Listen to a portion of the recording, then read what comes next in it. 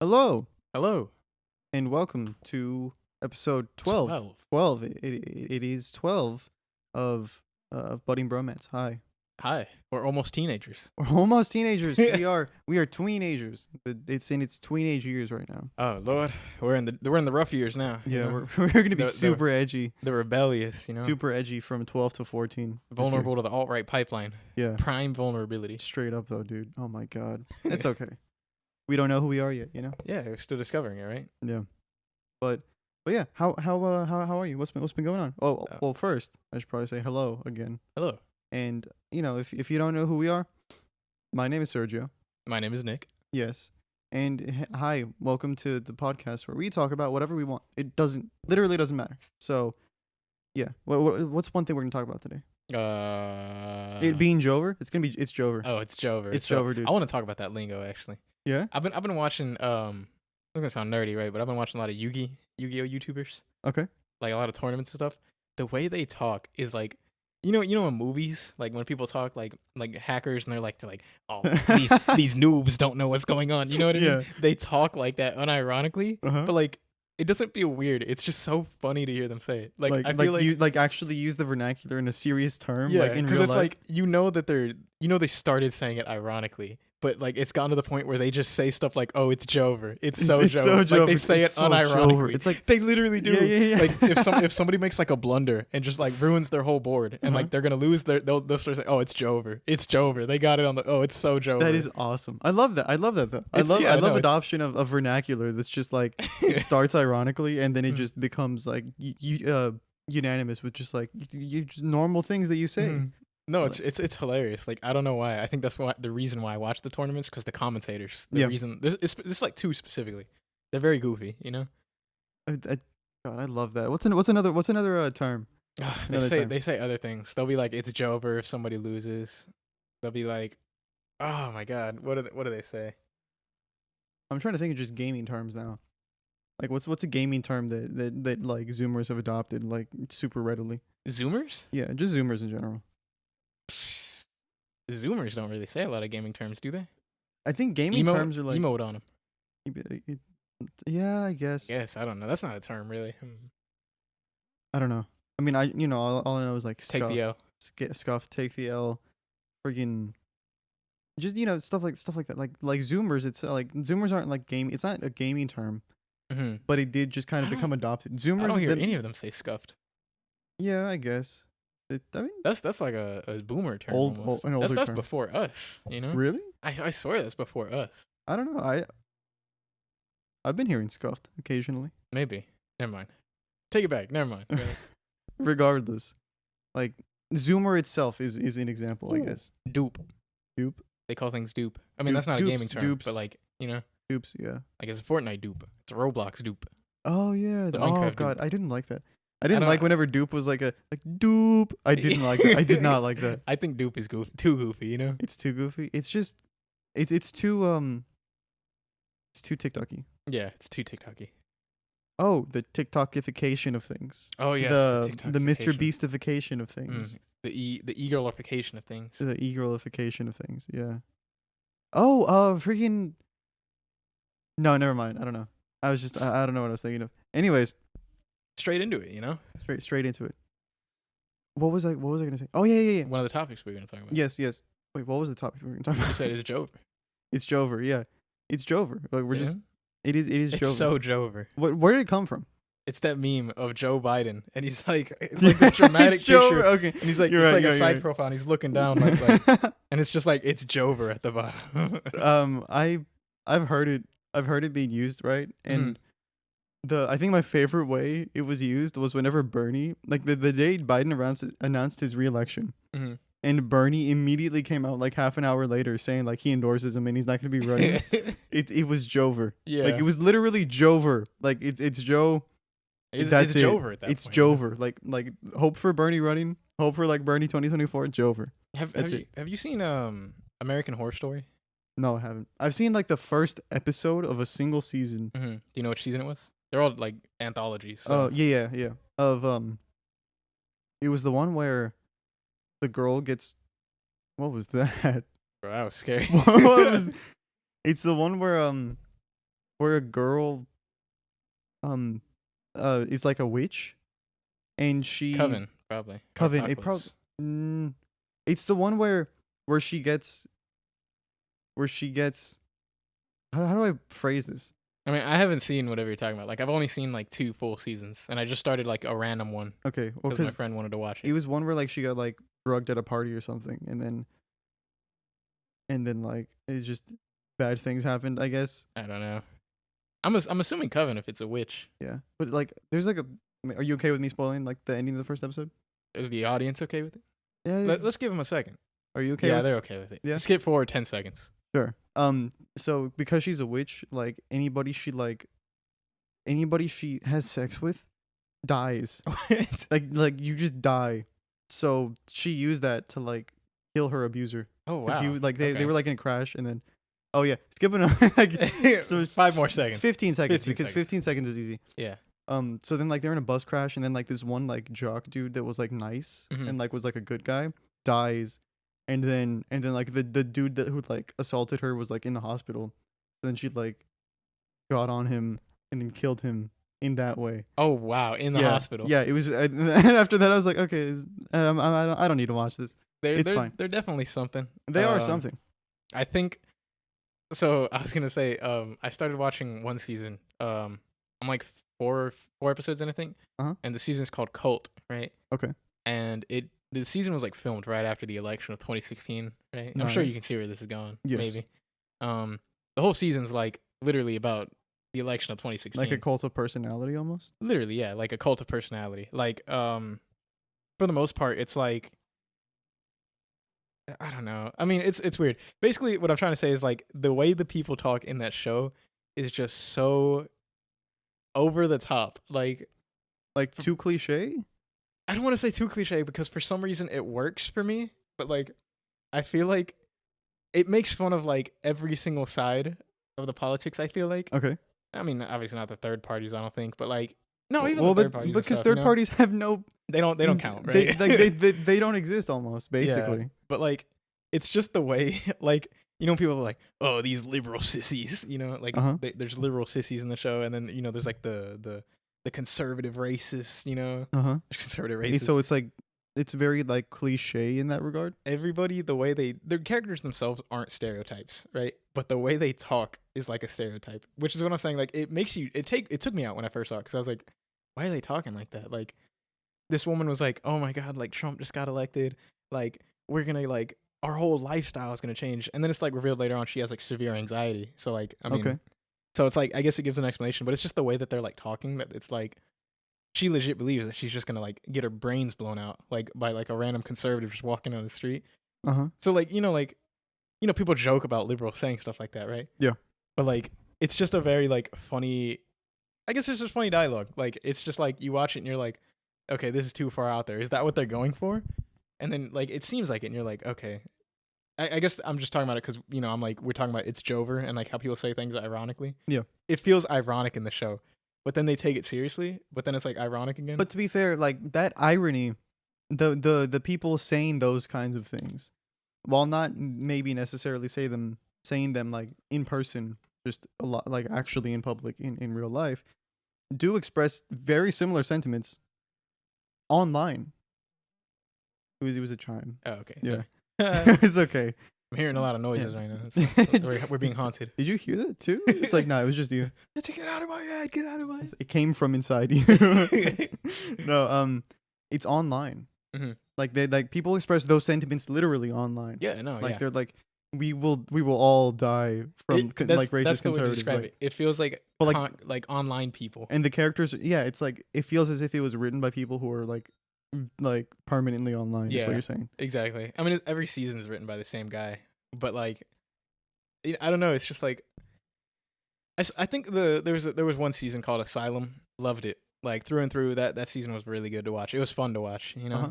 The first season, controversial take here. Everyone's gonna hate me, right? I hated it. I hated the first season. I thought it was like a big bait and switch. Like I don't know. It's called American Horror Story, right? So you watch the first season and you're like, oh, this is gonna be like scary. It's like American Horror Story, you know? It's an American Horror Story. Yeah, and like for the first like 4 or 5 episodes, it's pretty good. Like you're like, oh man, I'm kind of like. And how many are in the season? It's like I want to say like 8 or 11, somewhere from 8 to 11 in every season, right? Okay. So like 3 or 4 episodes in, they're like hour long. So you're like, oh wow, this is really good. Like I'm on edge. What's going on? And then like halfway through, it just kind of pulls the rug from under you, and like the reveal turns the show into a drama. Like it's not scary anymore, like at all in the second half, and you're just kind of like, oh. So it's almost Okay. as if, like in Scream, Ghostface gets killed halfway through, and then the rest of it is just like, who killed Ghostface? Why'd you guys do this? Like, what's like now? It's like a character drama. It's not like the ghost is like killing people. It's like the killer is dead, and now it's just characters. I'll give you a better example, right? Okay. It would be like if in Scream, halfway through, like no, let's say like 45 minutes into an hour and a half movie, Scream meets up with the main character, takes off his mask, and it's like her like second best friend's closest cousin to her brother, something like just a really distant relative. But she's like, did I meet you at a party one time? like, I know you, and it's like, yeah, I know you too. And then they just start like gossiping, and you're like, oh, that's it. You're like, oh, okay. Dang. Everyone's dead, and you're just kind of gossiping now. And then like they keep killing people, right? And like, but it's like not a big deal anymore. Well, the thing is, I don't know. Well, I'm just gonna say there's ghosts, right? Okay. But like the second half of the season is like you just see the ghosts like normal people. Like when you die, you're just kind of like your soul's like stuck in the house, and like you just kind of wander the house. But like the ghost just gossip. Infinite spectator mode. Yeah, and the killer is a ghost, right? So the killer's stuck in there with them, but the killer can't kill them as ghosts. Yeah. So like they legit just like, oh hey killer, how you doing? Like there's like ghosts that have been there for like 200 years. And now they're just buddy with the killer. Yeah, and it's just like, oh, it's not scary anymore. They're just dead already. Or like there's not everybody's dead obviously, but like you don't really care about the people who are alive. You're just kind of like, oh. Because even if they die, they're just gonna be ghosts and gossip and it's infinite spectator mode. It's like if they die, it's not like they're going to like they're not gonna burn forever. Like they're just in a house, like. Or it's not like a infinite void of darkness and blackness forever. And it just like, feels inconsequential. It's just here I am now. Yeah, that hurt. That hurt. Why'd you hurt me like that? They don't even get hurt. They just poof into existence normal again. And they're like, oh, okay. Yeah, but like the them being killed part like maybe hurt for a little bit, right? I'm sure, maybe. Yeah. It's like, dude, that hurt. Why'd you do that? And it's like, oh wait, I'm a ghost now. Oh, it's just silly, Like I was watching and I was like, and there's just like some unnecessary scenes that like, like just a lot of trigger warnings that just didn't need to be in the show, if you know what I mean. Like. I guess to be a little edgier. Very much just to be edgier. Like I was like, this added nothing to the plot. Like it just makes you want to like hate the killer, I guess. But like, I mean, it's the killer. You're gonna hate him anyways. And then like they try to make him all buddy, and I'm like make him sympathetic. Very character. Sympathetic. Like they there's like fan cams online of the killer from the first season being like, oh my god, I need him. Oh god, no, I don't even want to get started on fan cams of serial killers, dude. He's one of them. Like another character, Evan Peters, another actor, Evan Peters, right? That's him. That's from the first season. Is he the serial killer? Yeah, I'm just gonna say that's him. Who would have thought that the killer, the actor who played the killer, is being simped over? Dude, he plays like so many killers. I know. Think about that. As portraying another character, another serial killer. Mm-hmm. And didn't he also portray like a dude who did like a bank heist or something? Didn't he meet like a bank robber or something? I don't know. I know he's the villain in Cult also. He's like he's just born to play the villain. You know what I mean? Yeah. I'm gonna be honest though. I liked him as Quicksilver, right? He was nice, but I never even watched what was it, Days of Future Past? Yeah, and also Apocalypse. Oh, okay. Yeah, you don't need to watch Apocalypse. Days of Future Past was really good though. Mm-hmm. I think you should watch that one if you haven't seen it. I think that one's like probably First Class and Days of Future Past, definitely the best X-Men movies. If you're like 80 years old, you'd probably say X-Men 2, Mm-hmm. But like those people are like very elderly by now. That was like whenever we, like we're gonna say like Infinity War is like the best movie of all time. I mean, I think it's fine, but it's not like best superhero. Best superhero. What do you consider the best superhero movie? I'm just saying like the general public will consider like Infinity War, right? Yeah, they will. Or but like that's Infinity how War and Endgame, like as a duology. Yeah, like they will consider those to be like peak because that is like peak superhero. That's our parents for X-Men 2. That's how it was for them. Really? Mm-hmm. X-Men 2 was like because that was like the first team up movie I think that actually did it well. Obviously there's X-Men 1, but like that was kind of like establishing. And then 2 was kind of like now we're into it. Yeah. First Class better though. First Class solos. Days of Future Past solos. I never watched any X-Men movies. You don't really need to. Actually, not. You do need to. You need to watch First Class and Days of Future Past. I insist you watch Days of Future They're Past. good. They're good. Like literally, I'm gonna tell you, it's like the first 5 minutes of Days of Future Past, right? So like, Days of Future Past is a soft reboot. So like everything still happened from 1, 2, 3, right? Okay. But Days of Future or First Class, no, it's Days of Future Past. Days of Future Past starts with literally all the X-Men dying. Like you're literally just watching them get slaughtered within the first 15 minutes. Like they're all like, "I'll hold them back," and they're just like, Yeah. you know, like ooh, you know, like you hear like the Minecraft like oof, and then or the the Roblox oof. Yeah. Yeah, that's literally like what it is for like 15 or 20 minutes, and you're like 15 minutes. It's a pretty good intro sequence of just them dying. Like it's awesome. It's right off the bat, and you're like, this is awesome, and it's the old characters too, like the from the original trilogy. Yeah. You know, so like basically Wolverine gets like sent back in time to stop it from happening. That's the movie. Yeah, and that's like it's a soft reboot because then he goes back to like the 80s, like when they're younger. Uh-huh. So you got And like all the new like, actors, yeah, and the new actors are like so good. The plot's really good, and I think either First Class continues it. I think First Class continues it. First Class. Up in the sky. Instant DMCA strike. just for 2 lyrics sung by just people. Yeah, and then right after that, it all just nosedives with Apocalypse. You can stop right there. You know, like Yeah. I don't know what went wrong. They had such a good setup, but like it just fell on its face. You know. That happens sometimes. You know, sometimes you just fumble. Sometimes you just fumble the bag. Sometimes, yeah. Sometimes you just got everything and it just falls apart, right? Yeah, like the Star Wars sequels almost. Oh, dude, I was talking about this with my friends. Bunch of money thrown at it, and it wasn't ruined because there was any like woke agenda or anything. It was just bad. It wasn't a great movie. What did you think of Episode 8, The Last Jedi? Okay, I think we've had this conversation before. I don't know if we had it on the pod. No, definitely not on the podcast. But we've talked about it before. I thought it was the worst out of the sequel. Oh, you're joking. You thought it was the best. It's definitely the best out of the sequels. Why? Why is it the worst? I know you. Okay, the argument you put forward, from what I remember, is that it was leading to a setup to do something different and to do something well. Yes. Okay, but because if you're looking at it from a just singularly like pinpointing that one out and only focusing solely on that film as a work, I don't think it was the worst in the trilogy. I'd probably say Rise of Skywalker was the worst. Yeah, 9 was trash. But because of how Rise of Skywalker didn't pick up on any of that and it just like completely disregarded most of the things that happened in The Last Jedi. The Last Jedi, because that sticks out like a sore thumb and like is in the trilogy sense the worst in my view.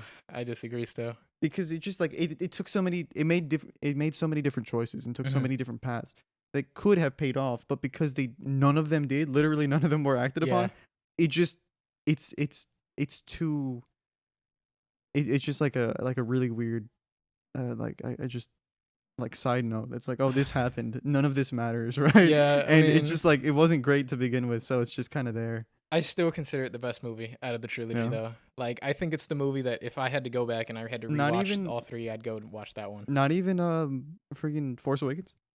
It's just Episode 4. It is just Episode 4, but that's the thing.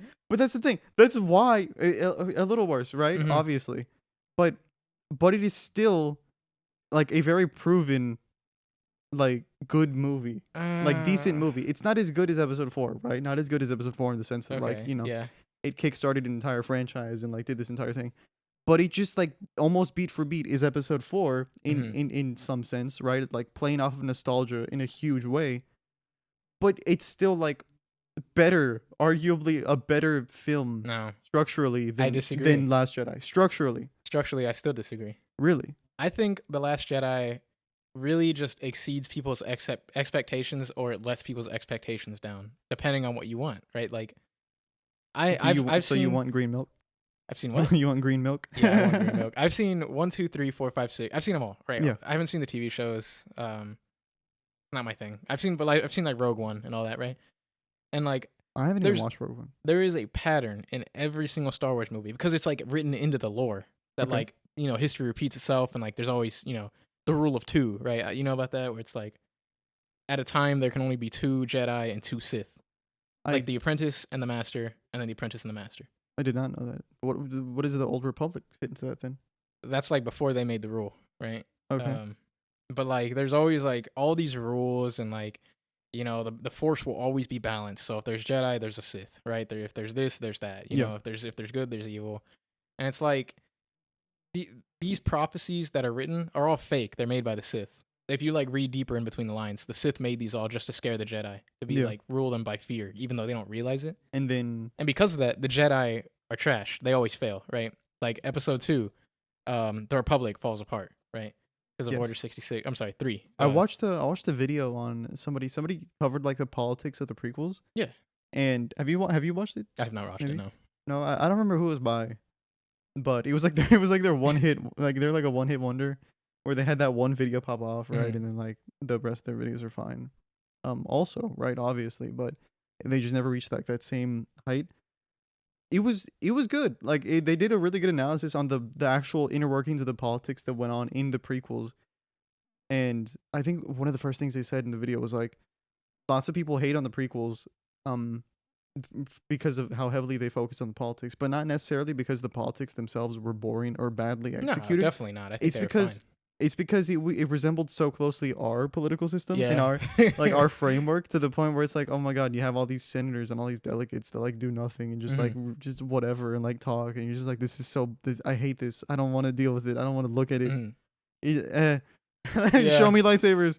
No, I mean, yeah, that's how I feel. But like, it's just the same boring story told for 6 other movies that you can go back and watch. Like, it's just big bad empire, big bad empire, big bad empire, big bad empire. That is what big bad empire, big bad empire. Sequels were doing, yeah. And it's like the normal ones did it, the prequels did it, and it's if you want a different type of Star Wars story, have you? I loved Rogue One. Okay, going off of that, have you heard of the Disney Plus show Andor? No, I've. It's not fully out yet, though, right? It is. Oh, it is. They're all released. Oh, okay. So, you know, obviously the Cassian Andor, right, like a character from Rogue One. That is, I think it's a prequel series to what actually happens in Rogue One, or like the events leading up to it. It is almost not even like a Star Wars story in the sense that there's Jedi fighting, there's like Sith, or like it's called Andor, but it has like it's just like, oh, Luke Skywalker is here for some reason, like as a young boy before whatever, like, you know, here's freaking, I don't know, Darth Vader making a guest appearance for no reason. Cameo. Yeah, right. No. It is actually just, if I've heard it being described this way. If it didn't have the Star Wars label, it would essentially just be its own standalone sci-fi work. Yeah, I've heard it was really good. And I watched the first 3 episodes. So far, super solid. But I haven't seen anything afterwards because I got sidetracked with watching Evangelion. Yeah. No, I mean, yeah. Like, I think the reason I like episode 8 is because in episode 8, it finally, Kylo Ren specifically, right? It's like, he's a Sith, right? Yeah. So he kind of finds out the truth that, like, you know, the Jedi are always like, oh, you cannot have love interest. You cannot have, like, any feelings at all. You cannot feel fear. You cannot feel hope, because all this stuff leads to fear. Yeah, no anger, no fear, no. And it's ironic because, like, you learn all the way up until episode 6 that, like, it's human nature to feel fear, and like trying to prevent it is what makes them fail every single time. Right? Like, Luke is afraid in 6. You know, he's afraid of losing his father. He loves his father, and he's unashamed about it, which is why he's like the perfect Jedi, but he's not really a Jedi, right? Yeah, because he never had like official training, never had anything. Yeah. He was just like he was just told by Obi-Wan, hey, use the Force, use a lightsaber, and like, then go. Yeah, and like, I mean, he betrays the Order by feeling things, you know? But like, the reason they all fail in like the first 6 episodes is because, like, oh, blah, blah, blah, feelings, love. Kylo kind of realizes that, and he's like, well, why do I need to be like Han Solo's son? He's like, why do I need to be someone just because? He's like, I don't want to be good or evil. Like, I just want to be, you know? I think it's a very cool plot twist to like have like the villain reaching out to the hero, who's just like, the hero is falling into the Jedi trap, if that makes sense. Of just being like, you cannot feel, like Luke's being like, you cannot feel fear. They're falling into you cannot feel good. Even though Luke fell into that trap eventually, right? Whenever he kills all the children. Yeah. In fear of Kylo, but he creates Kylo. He did kill all the children, did he? Kylo killed all the children, but he tried to kill Kylo. He tried to kill Kylo, yeah. Which was a child, because he was fearing what he would become, which created Kylo. You know, the cycle. Also, killing your own nephew, that's It's dark, but That's metal, dude. yeah. But like, people say it's out of character, but it's not out of character. It's the Jedi way. Yeah. It eventually leads to it every time. And Rey's falling into it, where she's like, Luke is like, you cannot feel this, you cannot feel that, you cannot do this. But Luke's like, I don't want to be a Jedi anymore, anyways. Yeah. But Kylo reaches out a hand, and he's like, we don't have to be good or evil. Like, I won't kill like all these people you care about. You won't kill all the people I know. Let's just rule like our own thing. Like, just create a third option, basically. Like, he's being like, we join together and we can fight the Sith and like the overbearing Jedi. You know what I mean? Because like it's shown in the prequels, the Jedi aren't good people either. Like they rule over like yeah, dictators, definitely no. They're just like they're like cops, like evil cops. They're space cops. I mean, I think the term evil cop to a certain extent was a little redundant, but but I mean no, it's a system. But whatever, that's beside the point. Mm-hmm. Yeah, they're like just space enforcers at a certain point where they just like they're just the boot of the Republic, like the stormtroopers obviously are like in terms of military, but the Jedi are the ones leading them. They're just acting as generals, and they don't even know how to be generals. They're just like, oh, we're peacekeeping monks, so we're doing all this. Because we were chosen, and then slash blah blah blah, right, and just like that's okay, cool. That's exactly what it is. And to see like Kylo be like, no, forget all that. And then he even helps Rey. Like he's like, you want to know who your parents are? Well, I know. But like obviously they retconned it, but it wasn't meant to be retconned. But he's like, they're nobody. Somehow Palpatine returned. Like that's retcon. That's not real, right? But like well, I mean, watch 8 and like you can tell that's not where they were going. I know, like, but it's unfortunately canon. Yeah, but I really loved that idea that she was just nobody. Like she could be whoever she wanted, and Kylo was jealous of that, and he was like, well, I have to be Han Solo's son. He's like, but you can be anyone. Like it doesn't matter. And that scene where she's like lined up in a row of herself, and she's like, he's like, it doesn't matter. You're nobody, and that's a good thing. Like let's team up and just do our own thing. Like I think that's such a good concept. Give them both some yellow lightsabers, like the neutral color. Dude, I love yellow lightsabers. Exactly. God. We've never seen it, but we could have. Well, we saw it at the end of 9, but yeah, I've always loved yellow lightsabers ever since Force Unleashed. Whenever they let you do like custom lightsaber crystals. Yeah. The yellow. Oh my god, I love the yellow lightsaber. I don't know why. It's so stupid, but I just love it. I just think it's the best Star Wars new Star Wars movie, right? Because like it breaks the formula.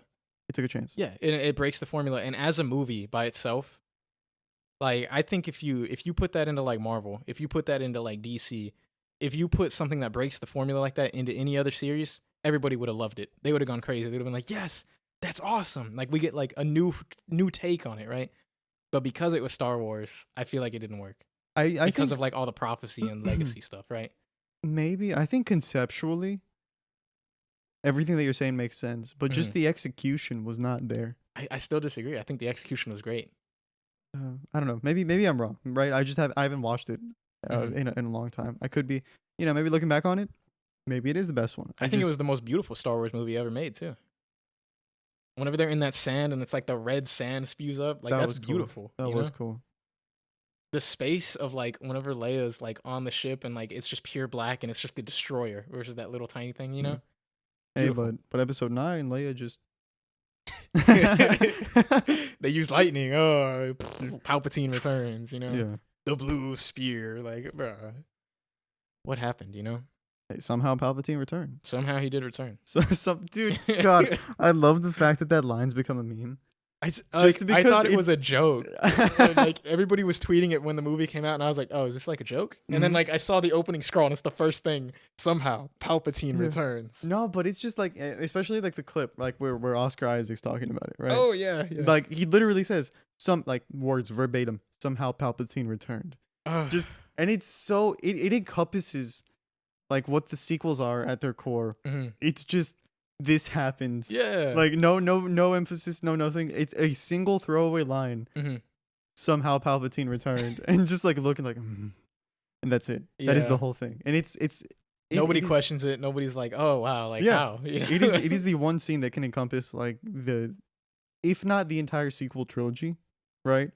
Then Rise of Skywalker. Just that one movie, we'll say. Rise of Skywalker, where Palpatine's just existing all of a sudden again. The entire new trilogy is just a mess in general. Like, they kept changing ideas every movie, Yeah, because Force Awakens is like, just almost purely nostalgia. Beat for beat, almost. New Hope. And then, maybe that's why 8 didn't work. It's because 7 kind of promised something that was like we're gonna redo it. You know? Yeah, but also there were so many different. There was like so much potential even in episode 7, Yeah, that's where true. they were like, hey, maybe Finn could be a Jedi, or like just like a random stormtrooper, just dude, like They keep that going in 8. yeah, but then like they never They never build upon it. like the episode 8, like they still play on it a little bit, but Mhm. it's never like even like hinted that this could go further than that, because then Yeah. it becomes all about Rey and just Rey like being the Jedi, and then Finn's just like taking a back seat, he's like, okay, Yeah. fine, whatever. It was Rey's movie. Yeah. I like it. I think Finn would have came back in 9, not as like a main character, but I think he would have came back with a lightsaber in 9 if Yeah. they would have kept going the same Yeah, route. but he barely had any like moments in 9 too. Same with I Yeah. don't know what her name was. What the one who The Finn pilot, right? the pilot, the one that Finn, no, she was like a janitor, wasn't she? Is it janitor? I What? thought she was like, my brain is, I don't know. I thought she was just like working. No, she was a pilot or like a mechanic or something. I thought She was just, something. She was worked just on working on the jets. ship. Yeah. But like the one who he spent like the entirety of episode 8 with, basically. Yeah. Like they just like get tossed to the side, and it's like, oh, we're here in the space fight now. No, I don't. That's Riding what I'm on the saying. Like, space horses I don't think it's like on the that. ship. I don't think it's like that. I think it's like a fight for survival on both fronts. Like one was on the sand planet, and then the other was in space. They both dealt with it different ways. Yeah. One with like space powers, and the other more realistic. One when with shit space blows powers. Up. Yeah.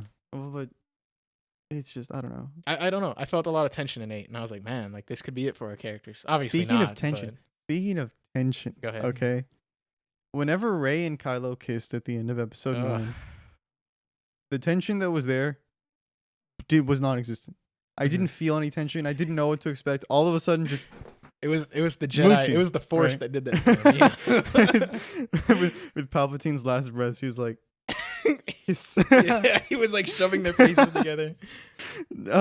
It was non-existent. All of a sudden, they go in for a kiss, and because of the way that the family tree was still like very weird and vague, and It was like very confusing. it was like maybe Obi-Wan is your father, or maybe this, or maybe whatever, or Oh, no, Palpatine clone was her father, No, but- for sure. yeah, for sure. But no, I'm talking about like In the the- previous episodes. yeah, the way it was hinted at, like it could be Yeah. Obi-Wan, it could be nobody, it could be you could be related to Kylo or something, Yeah, right? And- you do kind of get like a brother sister vibe from them in the And- previous movies. And then all of a sudden having them kiss, for a second in the back of my head, I was thinking, are we This- watching incest? That's what I thought too. I was like, this is kind of wrong because they're both like the only two Force users that stay throughout the movie. So like you're kind of like It you know just doesn't. you know what it is. It's because like in the original trilogy, it's father and son, and then in the prequels, isn't it still like family in a way, like almost? It's because the whole story is supposed to be like centered around family in the first Yeah. place, and just. I mean, there was like actual incest in the episode 5, but it was just like one kiss, and then they realized they're related. They're like, okay, whatever. yeah. But still, Maybe there's a pattern here. There's a pattern. No, it's just it did feel wrong. Like they're Mhm. not related at all, but it just feels as if they kind of shouldn't be doing that anyways. And then he Mhm. dies, so it doesn't matter. Yeah, I get you. See, but like, I don't know. You know how you're saying like you wished Finn would have gotten more story. Yeah. And this is my like fan canon, right? This is like what would have happened in 9, right? So in 9, Rey and Kylo join forces and become yellow lightsaber mercenary buddies, and just Okay. kind of, like brother sister, not like in a couple way, It's But- like a buddy cop. yeah, thing. buddy cop thing. And then Finn becomes the Jedi because like he was on both sides. So now he was on the Sith. He was on the farther spectrum, and now he's on the other farther spectrum as Finn? a Jedi. Yeah, Finn. And like he slowly becomes like Luke. Stormtrooper. Yeah. Yeah, he slowly becomes like a Jedi with the blue lightsaber. And Kylo and Rey have to be like, look, man, like times are past. You know what I mean? Like it's over, and you don't know who to root for anymore. Obviously, you're not going to root for the Sith, but say there's like a random Sith. Now there's like 3 sides fighting, but you don't know whether to root for like Rey and Kylo or Finn. Well, but And I then mean, Kylo's struggling with his Sith Lord, and he's like, well, I don't know if I want to fight yeah. the Sith Lord. I thought it might have been a cool like play on like, well, who's really right here? Because like obviously you'd think that Finn would be right, but if you saw the prequels and like all the other stuff, you'd be And like, if well, he's just- he's not really Yeah, right. if he's just being like a traditionalist who's like forcing or like wanting to, And that's what he was. to in go 8. back to. Yeah, Yeah, and so, he like- screams at Rey the whole time. He's like, "Don't listen to him. He's evil. He's born evil. He's meant to be evil. He's nothing but evil because he uses a red lightsaber." Yeah. Very I don't know. very non-accepting on all sides, I guess. But like to be fair though, his evilness is so on the nose. He's like yeah, big dark. Well, because I know he was supposed to be like marketed as like a Sith, anyways, right? So he's gonna have he's a Vader the fanboy. spooky, a Vader fanboy, right? Like grandfather, I will make you. And that's proud. what I like about 8. He forgets about it. He's like, I don't want to be a Vader fanboy. I don't want to be Han Solo's son. He's like, I am. Yeah. I exist. I want to be myself. Exactly. I don't want to be a villain. I don't want to be a good guy. Yeah. I'm tired of being judged. It's and not being just expected. a phase, Mom. Yeah, I mean, it feels like the whole thing is like he has to live up to an expectation to be good or evil. Yeah. He's like, we don't have to do that. We can just be and do the right thing, Speaking of very deep topics. Yeah. Right. Speaking of very deep topics. Speaking of it. Evangelion. Oh, okay. Okay. We're not going to talk about it for very long. Let's talk about it all. You could take up the rest of the freaking episode talking about it. Uh-huh. It's a very dense show, very deep show. As I mentioned prior to us starting this, Mm-hmm. I've had it on the mind purely because of the intro. Okay. Intro just goes super hard. Intro goes so hard, dude, unnecessarily so, and because of that, I watched. I beat you to watching all of it, all of its content. He got me. The main series. I watched End of Evangelion, and I watched all 4 rebuilds. Yeah. I watched everything. Also, about the rebuilds, the first rebuild just doesn't have, like, it's not in Japanese. There's no Japanese audio language. Really? But then the next episode, the next movie, it does. Oh. It has like 11 options or whatever. But the first one only has English. I did not. Which is very weird. Yeah. Regardless. Yeah, so I watched all of them. Cool. Man, Shinji really did something in the last episode. I'm not gonna spoil it, obviously. It made me really just like grinded my gears because I never really had a moment in the show where I was mad at any character or felt any one way or another. But that moment was just really like, it was so stupid. I was like, why'd you do that? Everyone's telling you not to, you did it, and you're like, did I do that? Or like, should I not have? And it's like, no, you shouldn't have. Everybody was telling. Anyways, I just spit. That's how angry I was. Anyways, that's the one moment. That's the one time I ever got like pressed at the show. But just the intro goes super hard. It's just stuck in my head. And while it is not a very happy show, let's put it that way. Yeah. Okay, with every character audibly expressing how they don't want to live anymore and whatnot. Of course. Okay, as humans do. As humans do. Yeah, I don't want to exist. Okay. What is existing? What is existence? Who knows? Exactly. Right. Am I real? Are we real? Are we? Is life predetermined? Do I have a choice? Are we just like the Avas to little bugs? Yeah. Hello, bugs. Hello, bug. He doesn't want to ride the Eva. Yeah. Anyways. Fine. No, anyways. Yeah. So while it's not a very light show, okay, with every character expressing how they don't want to exist and all that kind of stuff, and all the awful things they've been through, of course, there is one part of the show, one aspect of the show that always it just makes me chuckle every time I think about it. And I don't know what you'd call them, like the programmers, I guess, like the 3 minor characters that are like main characters, okay, that I think I looked it up one time and like people called them bridge bunnies or something. I think I know who you're talking about. They're like in the room with long hair dude, and then the short hair girl, and then the short hair dude, right, with the glasses. Yeah, those 3 characters, despite them having like some character development, despite them being like actual people within the world in their own right, and you see them in End of Eva get like, and deserving their own spot in the cast because like they are up there with the upper echelon of the people in Nerve, right? Yeah. They're like they are with them, like they are communicating with them, like they are high up. They must have done something to deserve that. I always thought of them as like interns, Yeah, but then you're like, but there's like so many other interns and workers here. Like they must have done something, even if it's not shown in the show, to earn their spot, right? True. The funniest part about them is that even in the first episode, but like the entire second half of the show, it's just every episode, like, oh my god, everything's going wrong. Yeah. They're not responding to commands. The readings are off the charts. What's the going controller's on? blowing up. Slam the big red button. It's not doing anything. It's just like you're freaking out and you can't do anything. They're kind of trash at their jobs now that I think about it. But to be fair, like like whenever the freaking spoilers for episode, I don't know, like You mean episode whatever. or movie? No, episode. Okay. Like what are the episodes in the show? Skip 15 seconds if you're planning on watching the show. Yeah. Whenever the Magi are getting hacked, Yeah. like what do you expect them to do? It's being like hacked by a freaking angel, and like there's like think about like 1,000 hackers like trying That's to progress the true. thing, and there's just one dude typing furiously. Like you're not gonna do anything. Counterbalancing the firewall, right? Yeah, but it's just like in the universe of the show, they have earned those spots. Yeah. They deserve that position. They must have done something to prove themselves superior to other people in order to earn those positions.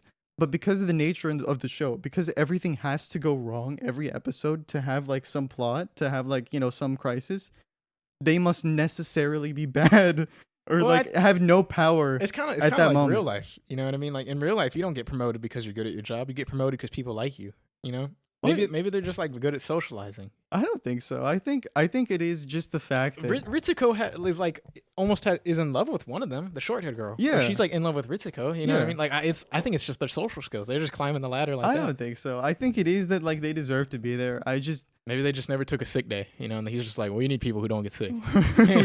we need people who will who will always be here no matter what. Can you imagine taking the day off and then like the Tokyo city starts like sinking and it's like, oh man, I should have been down there. Well, but wasn't one episode like I'm so fired, you know? But didn't one episode literally involve them like being out to like do laundry or whatever, and then like an angel Something shows like up that. and they're like, crap, we gotta get Mm. in, right? Like that happens. Like nobody's prepared. I think it was nighttime and like everyone was like asleep or something and nobody was like Yeah, ready. I don't remember. Regardless, it's just funny. Yeah. It's just funny because in my mind, because you know you don't see most things that happen outside of the show, like Mhm. like in that world, right? Like you know weeks pass in the world, and then like then another episode happens. Mhm. They have earned their spot. They are good at their jobs. They do what they need to do, right? Like they have earned it. Mhm. But anytime it comes to us seeing them, because we have to see them in a crisis, it is just always bad things happening, no matter what. And they just we can't do anything. I don't know what to do. Yeah, it's awesome. I love it. It's just so funny. Yeah, it is pretty funny. I like the little subplot in the show. It's not really a subplot, but like you'll hear them talking about it, like Gendo and like the higher ups. Uh-huh. They'd be like, "Oh, America wants to weaponize it too." It's like, no, we don't give them the copyright patent for it, or like Yeah. they don't have a need for it. So the what was it called, the World Accords or something? It's not the Geneva Accords. They made like a new one. In Oh the show. yeah. There's like the a world Vienna, government. the Vienna something. There's some sort of like world government power Yeah. like contract that they all go to, Well- and they're like, well, you can't just make an Eva robot because like no Eva attacks America like Yeah. ever. So like, what's the point? They're like, you can send an American pilot over, but like we're not gonna give y'all a robot ever. because angels never get angels never target America. Right? Yeah, and they're like, and if they did, we'll send one to you. Yeah. But like, you know, y'all are just gonna like use it for war. And I thought that was such a funny subplot because it's true. Like, Yeah. you know, America would be Yeah, like, oh, I want straight one up. too. I want one too. You know, Why can't we have one? I want one. You know, and they'd sit there and like cry and pout and be like, you can send a pilot. I don't want to send a pilot. You Yeah. know? Well, it's true. They got a German girl over an American girl. You know, Yeah. that's funny to me too. I don't know why she was even trained in Germany, but like that's funny. Yeah, you know, because Germans are like, yo, for sure, we'll send someone over. Yeah, just like a German like national, right? Hmm. And just like who also knows Japanese. The Americans want one, and then the Japan are like, you know what? Let's get a German. Let's get a And the German Germans are like, sure, we'll help you out. Yeah, we're not. Why not? You know, We can collaborate with other countries. the rebuilds have an American girl, don't they? Mari, she's American. Well, I don't know. I don't know much about her. No, aside she is. Because I remember in episode, I did see the second movie, right? And in Okay. the second movie, she like parachutes in. Yeah. And she like speaks English, but it's kind of like it's broken English. Yeah. Obviously, but, like, Oh, you're right. and she's like yeah. speaking. She's like, I have infiltrated their base, and it's like, oh, she's American. So I do remember that now. Yeah. So I guess Americans Strike Back in the second movie. Never Americans finished it Strike though. Sergio would know more. Yeah. Dude, 3 and 4, just off the rails is all I'll say. All right, And I then- gotta watch them. I gotta watch them. You do. It is definitely like very action packed, Hmm. like more so than the show ever was. For but sure. I mean, I could tell from episode 2. I loved episode 2, like the ending of that one too, and like he's like, "Take my hand," you know. and What he was the like, end of? Oh, the one where he he goes like he starts the fourth. Yeah, Impact. he starts the fourth, and he Yeah. like materializes and like goes to get Rey out of the materialization, and Mhm. like she's like, well, He's like Guess going I'm Super dead. Saiyan. yeah, and he like his arm like the skin like rips off and then it reforms, and like you know Uh-huh. you could I don't know. I thought that was such a cool moment with the song playing. It is cool. You know, and then it ends with like his Evo awakening. This is something I hate to admit. I think I like the show. And you think it's the movies? I think right? I'm a fan. No, not even the movies. I just looking back on the show. That's what I was telling you. I was like, nobody gets it at first because, like, I mean, not that there's anything to get. It's just like everybody's kind of like, it was okay, but then you think about it and you're like, and then good. yeah, and then you just you feel more like a little more invested, or like you start thinking, you reflect on it, like you said, and you're just like, man, this is kind of, you're never gonna see anything like that in the media. This is pretty, not just like profound, but entertaining, and like, even I'm a sucker for big robots. Okay. Yeah. I am such a sucker for big robots. If done right, it's amazing. Ever since I was a child, Transformers. Okay.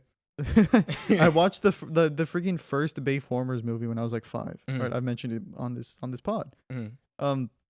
Like I've loved big robots. I've loved big things, big machines. Right. Like, awesome. And seeing the Avas, seeing like how big they are in comparison to humans. Yeah. Like the plug, the insertion plug or whatever. Oh yeah, there's like people like standing with clipboards, and it's like, he's like so much bigger than just like a single human, and then that goes into like a much bigger hole. They do a really good job of the size. Yeah, dude, it's crazy. And then like the Avas like aren't even like comparable to like some huge angels, and it's just like you're a little tiny human staring at that, and it's terrifying. Yeah, it is absurd, and I think it's awesome. I think it's super dope for sure. There's something for everyone, Well, not really, but I mean, it's a very there is something for everyone. There's like something sad for everyone. Yeah, so there's something emo for everyone. What is it? Is it harrowing? Whenever it's like, very like, what is it called? It's like, like not everybody likes it. It's very like polarizing. Polarizing. I think it's a very polarizing show. Like, some people love it, some people hate it. Yeah, I think so. I think it's definitely like a polarizing show. Like I think it's one of those shows where it's like a lot of people will be like, I either like it or I don't like it. I don't think there's a lot of people will be like, it's okay. Yeah. I mean, yeah, I don't know. I guess I do like it. Mm-hmm. I will admit that I like it. It's good. I like an anime. Yeah. Awesome. Eva's goated though. It's nice. It's a nice little series. It is. It's good. I like it. I think it knows what it is in the movies. Yeah. So it's very compact and it's nice. Nice little compact saga. It's like I said, on our first bonus bromance, right? Yeah. It was it's a very human thing. Very, very human thing. And it's just like that is its biggest strength. I agree. But also, like Matthew McConaughey says, sometimes your biggest strengths can also be your biggest weaknesses. All right. All right. And that's the art of living for you. True. Yeah, because again, like, some people don't like it because of that. Purely because it's not. Well, some people do find it a very good form of escapism, even if its entire message is like, don't seek out escapism, just like face life for what it is, and like, live and associate with people and face like all these terrible tragedies, just own up to it. Right? And then in End of Eva, they had to spell it out because people were using that show as escapism. Yeah, so exactly. They were like, look, guys. I know. Because of that, right? Because it's still a piece of media and people still use it as a form of escapism, it is never going to be truly free of that. True. But people don't like it if they understand the message. Like, people who are seeking out escapism might not like it because of that. Because it's a very, despite all the robots and all the angels and like the overarching, like, like fantasy kind of like sci-fi plot. The humans are very real. Yes, it's a very human piece of art that shows humans for all their flaws and like all their failings and shortcomings and like, brutal truths that they might have to face. Exactly. And like the ugly things that they do as humans. Making people sad and not necessarily feel like, oh, big robots fighting, everything's okay. You get that every once in a while, Yeah, well, you do, but then it's like, someone dies or there's just like something awful happening. Severe trauma that you're watching at that very moment, Mm-hmm. And it's just, man, but it's good. Very good. And I think the intro song is escapism enough. For sure. The intro song by itself solos like every other thing. It is so goated. So now that you finished that, you got to watch Vinland Saga.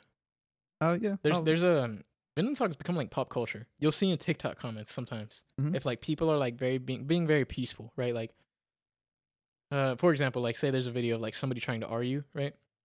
And then there's another guy, and he's just like, I'm not gonna fight with you, man. I don't Like, really want to do that.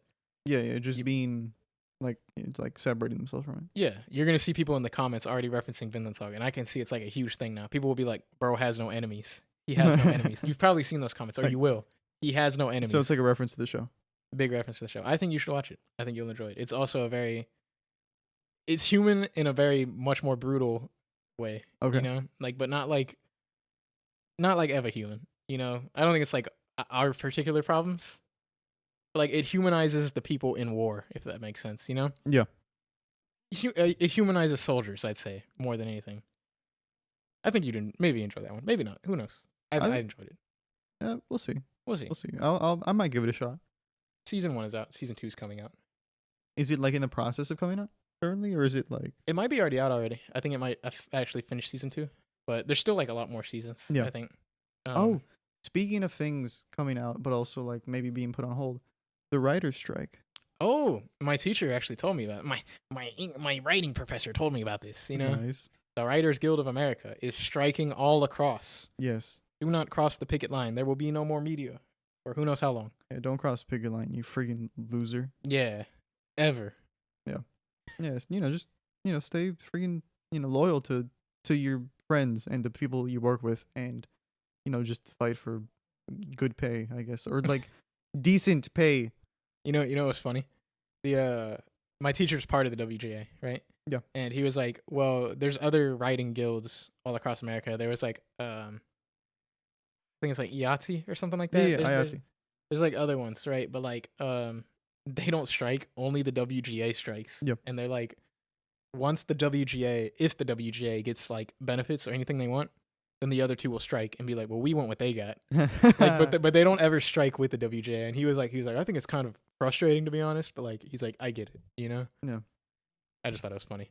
I guess because you don't want the media to like slander and like put all the blame on you, being like, they're making companies lose all this money. They're stopping your favorite shows from being in production. They're putting all these things on hold for a good cause, you know? Yeah, but they never talk about it. They're never like, oh, it's because these people, like, some people have to freaking like be on food stamps and stuff. Like some people just can't take writing jobs because they're not going to pay enough, or some people like are being paid less, or being paid bare minimum with less what's the term, with less residuals than they've ever before because of streamers. Yeah. And there's just like it can't be, it's not sustainable. Yeah. These people will not be able to sustain it very long, and they shouldn't even have to sustain it in the first place. When the next medium comes out, there will always be another strike. Yeah. There was a strike with DVDs. There was a strike with Blu-rays. There was a strike with VHS. Because companies are always going to use it as a way to try and exploit. Or skimp out on paying residuals. Yeah, paying residuals and paying creatives, or just people who've worked on the project in general, what they deserve. That's what they're doing with streaming right now. That's why we're striking. We stand with you, WGA. Yeah. Ooh, the unions. God, I sounded so sarcastic. I'm sorry. I know, seriously. But good for y'all. Yeah. I hope y'all win. I hope y'all get like tons of money. Y'all deserve it. Yeah. Hope you come to an agreement that just gives you what you deserve. Evangelion wouldn't exist without y'all. Evangelion wouldn't exist without y'all. Yeah, it sucks, but I mean that's companies. That's companies doing company things. I'd wait like 5 years for, like, you know what I mean? I'm not even gonna lie. I'd wait for a long time, as long as like when it comes back hard. You know. That's fine, but people will not wait that long, and companies will not stand for losing that much money. The employees can't stand for losing that much money either. Yeah, because they don't make any money while they're on strike. Mm-hmm. Well, actually, no, they do. The union provides them strike paychecks. Oh, okay. Well, yeah, but they don't. It's nothing. It's like not enough, you know. Yeah, and they're not like working, to like actually make money, right? So aside from that, it's nothing at all. Yeah, that's why my teacher became a teacher, because he was like, well, I knew the strike was coming, because they knew it for like a year in advance, to like let the people know. But they're like, yeah, so I got a job here at the university. He's like, and now I'm looking to go full time because I'm on strike. I thought it was funny. I was like, good for you. Yeah, that's another thing though, because now more and more private universities, or even like state universities in many regards, like states themselves, are trying to rewrite the rules so as to make tenured professors not even a thing. Yeah. Like Texas is doing that. Good old Texas, Yeah. right? Lowest It's lowest education state or something like that? Yeah, Dumbest state in we're like America? 43rd in education or something. Yeah. But that's like public education, you know? Ooh, Like, yeah. not even mentioning higher education or whatever, where again, are if like the state government's pushing for like no tenured professors, then it'll just be all adjunct who get paid nothing, right? You have to have like a master's and you get paid like 30 grand per year maybe Yeah. with no benefits, no job guarantee, no nothing. And you have to be full time. And yeah, you still have to like adhere to whatever the colleges or the university is telling you to. Mm-hmm. It's so bad. It is garbage. And they're just like, we just, it'll make things like, I don't even know what the argument They throw you is. breadcrumbs and they're like, yeah, go ahead. I don't even know what the argument is for. I think the argument is they think it's like politicians. Oh, you no, know, it's like I know what it is. Yeah. Because they say, oh, once professors are given tenure, then they can be lazy and Yes, that's exactly and what it we is. can't let them go or whatever, and they whatever, and like they're making all this money, and we'll lose the passionate people who actually want to do it, and we'll just get these random people who are like, I don't care about that. education. Is such a bad argument. It is a terrible such argument. the garbage argument, because people extend that to teachers too, right? They're like, if we pay teachers more, then people will become teachers just to make more money, and then we'll be lazy. And it's like, yeah, but then it's more competitive, and you can hire the good people, you know. But even then, who cares if some teachers will be lazy? There should be other mechanisms in place to make sure that if teachers are being lazy, then they get fired or something, right? Like there should still be better mechanisms in place if that's the case. You shouldn't be taking money away from people who deserve it and who do their jobs, and even do it for less money than it's worth, much less than money than it's worth in the first place. So just because there's going to be people who might be like lazy or might want to become a teacher just like to see it as a cushy gig, which it's not. I think it's one of the hardest careers ever. It is such a freaking teachers are so underpaid for sure, and so undervalued. But regardless of whether or not somebody's like, what the? Oh, it died, didn't it? It died, didn't it?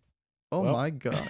Okay. I guess we're just audio only. We're on audio only for the rest of the time, which is actually we're coming around to the end of the episode anyway, so it shouldn't be too bad. Yeah. Okay. But yeah, so freaking so underpaid, so undervalued, so underappreciated. We sound like a bunch of hippies right now.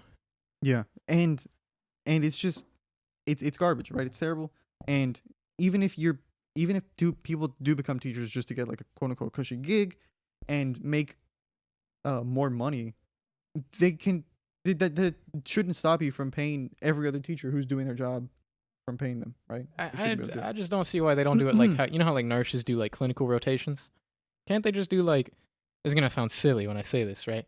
But like have them do just substituting for a certain amount of hours, but in a way that's like clinical, you know what I mean? So like obviously there's teachers sick all across the state and all across the city, right? Just have them sub and like be like, okay, once you have like 100 or something sub hours, we can start applying for jobs, you know? Because like then we know for a fact you can teach, and like we'll have like you can have like a principal come in and watch a sub and be like, okay, well they know what they're doing. Yeah. I mean, I could see that, but even if once they become a teacher and like have a good track record as a sub or whatever, but then become a teacher and get like super lazy or whatever because better pay or whatever, like how people would make an argument towards that, it doesn't matter, because there should still be mechanisms in place to make sure that the teachers who are being lazy or who are doing like bad things, quote unquote, get fired. Yeah, like there should still be people who take care of that. I'm not saying micromanage teachers, because that's also a nightmare, right? Don't like be draconian and like insist they teach things in a certain way and like follow just a certain like set of books they can read or whatever. Don't do that. But if people are like like have very good reason and are like either constantly making remarks about a teacher in the sense that like, hey, I've noticed that they're like not doing their job or not doing what they're supposed to, right? We had like, a few of those at our school, right? Like there should be mechanisms to act upon that, as opposed to disregarding it because they're either buddy with like somebody in a higher position potentially, or that's all rules. Yeah, that is right, but like I'm just saying, like complain about that as opposed to complaining about teachers just getting paid better potentially, Well, and don't just take that as like a given. But if I have to pay teachers better, then I have to pay more in taxes, and how am I gonna support? Man, but you don't even have to. That's the thing. Like, freaking, like at least in Texas, like I think the entire U.S. at this point, like public schools, public schooling is so underfunded Definitely. as an entire thing. And I know, like, at least in, I don't know how it goes for the rest of the country, but Texas, no, most of the country, I'd say. It goes city to city because it like depends on your like area City to city code. for sure. But I know, like, in terms of our state, it's Mhm. based off of property taxes, right? Yes, that's how it is for almost the- every state, isn't it? Yeah, I'm pretty sure. Yeah. Okay. But I'm just saying, like, Texas in this regard, right? Mhm. Like, specifically, I know that for a fact because For sure, for sure. based off of local property taxes, depending on like the district and how it's distributed and everything, school, whatever. That in and of itself is a broken system, because higher valued homes who already house well off people, better off people, are going to go to better schools, while lower income people with the valued homes will go to worse funded schools, And then they won't be able to get a good job, and they're not going to get a good education. The cycle continues. And they're not going to live in a good area, and they're not going to like get any opportunities to do anything to be able to break out of the cycle. Which honestly, it's a win more thing, like the winners win more, the losers lose worse. Well, yeah, but I mean, it could also go into the whole like the new like what's it called, like the new Jim Crow, where it's like primarily like people of lower income, people of color and marginalized communities and all these things, Yeah. are born into that kind of system specifically to feed into like the quote unquote new slavery, which would just be the prison system, where like you get paid like almost nothing, you don't have any rights, you just do manual labor, and that's all you do, just because like you maybe had some weed, or you do like a little bit of petty crime, or like in a gang and then kill another gang member, and then like are in prison now, and just like you have no rights, you just treated as subhuman, Yeah. because like the gangs at that point are just fighting over scraps that like at the end of the day it has no like physical impact on anything, no tangible impact on anything. It's just like small little petty rivalries and things, while people sitting at the top just sit comfortably, make money, watch them like fight, laugh over, at them. fight over what little they have or claim to try and have, and that's copy AAVE. Yeah. Take what we want and then leave what we don't, right? That's the American way. Yeah, basically. Anyways, I think we can actually, before we wrap up this episode, do you mind if I talk about the film festival? It'll be like real quick, right? Epilogue. Yes, the epilogue.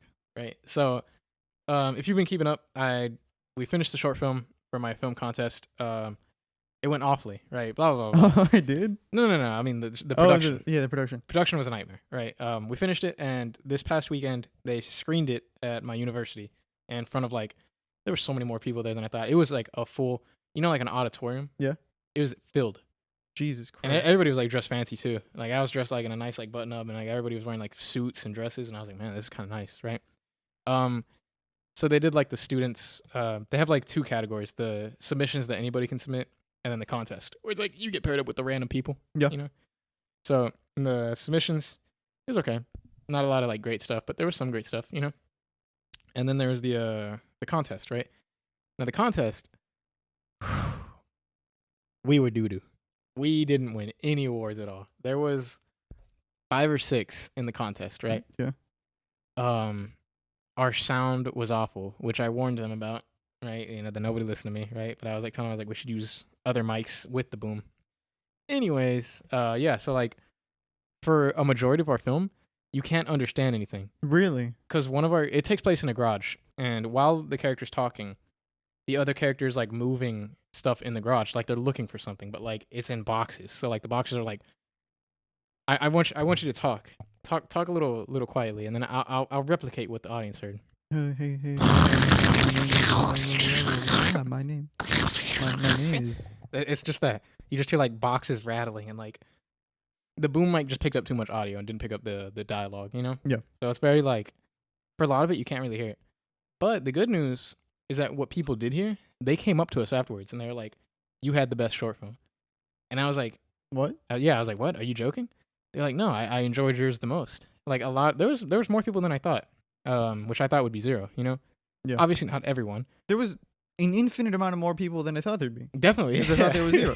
And No, there was one yeah. person who complimented us. There were certain people though that Yeah, were yeah, like yeah. they were like yeah. I mean there was people. So the producers voted on which one was the best, which I thought was kind of weird because the producers worked on them, right? And had like a large say in like Yeah. the whole thing. And there's also like 6 or 7 producers, right? Yeah. But from what I hear, like 2 producers thought we were the best, Wow. which was kind of strange. I was like, wow, thank you, you know.